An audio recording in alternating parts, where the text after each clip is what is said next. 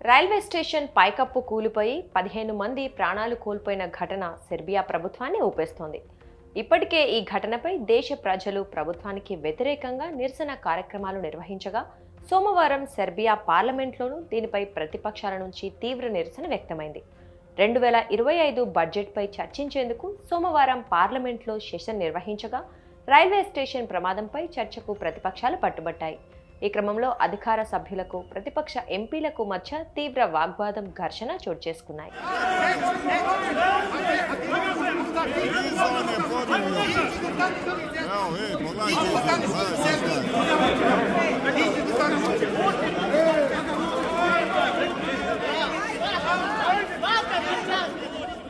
సెర్బియాలోని రెండో అతిపెద్ద నగరమైన Novi సాడ్లో November 1వ తేదీన రైల్వే స్టేషన్ కాంక్రీట్ రూఫ్ అకస్మాత్తుగా కూలిపోయింది.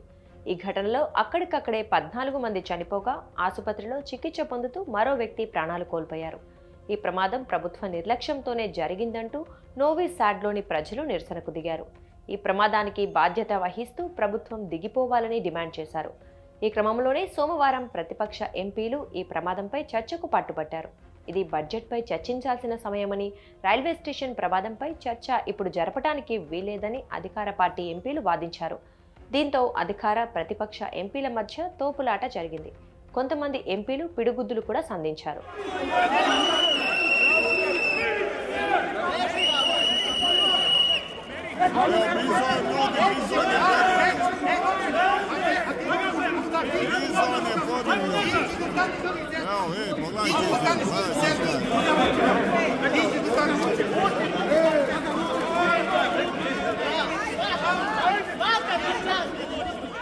ముందుగా ప్రతిపక్ష పార్టీ గ్రీన్ లెఫ్ట్ ఫ్రంట్కు చెందిన ఎంపీ రాధోమిర్ లాజోవిక్ స్పీకర్ పోడియం వద్దకు చొచ్చుకొని వెళ్లారు.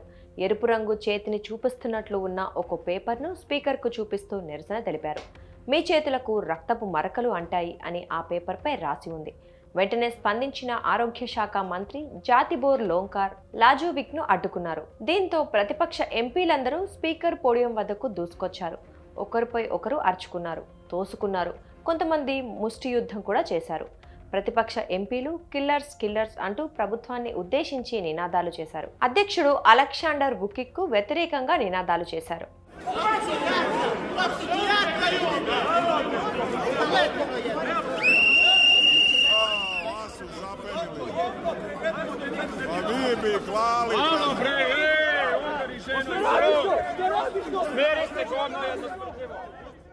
రైల్వే స్టేషన్ ప్రమాదం జరిగిన తర్వాత అధ్యక్షుడు వుకిక్ పై విమర్శలు ఎక్కువయ్యాయి.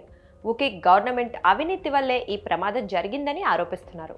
అంతేకాకుండా వుకిక్ నెపోటిజంపై కూడా విమర్శలు ఎక్కుపెడుతున్నారు. అయితే అవినీతి ఆరోపణలను ప్రభుత్వం ఖండించింది.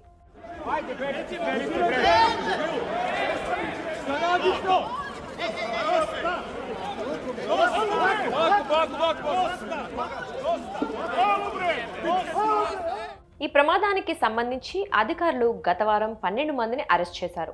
వీరిలో మాజీ మంత్రి కూడా ఉన్నారు. అయితే ఈ ప్రమాదానికి బాధ్యులైన వారిని అరెస్ట్ చేయడంలో ప్రభుత్వం అలసత్యం వహించిందని ప్రజలు ఆగ్రహం వ్యక్తం చేస్తున్నారు. మరోవైపు ఈ ప్రమాదానికి ప్రభుత్వం బాధ్యత వహించాలని ప్రధానమంత్రి మిలోస్ వుసెవిక్ తన పదవికి రాజీనామా చేయాలని ప్రతిపక్షాలు డిమాండ్ చేస్తున్నారు.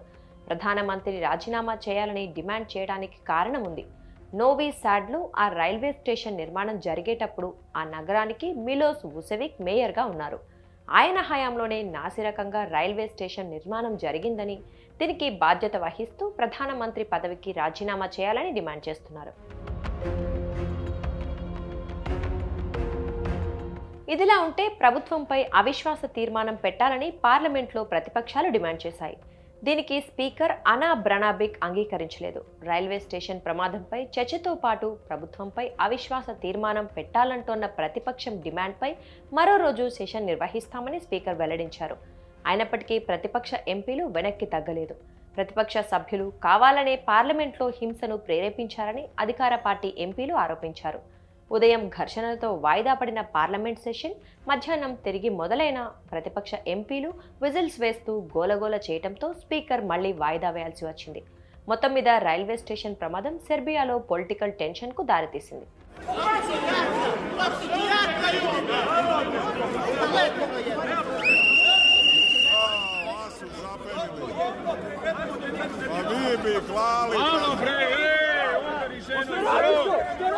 Smeri se kod me,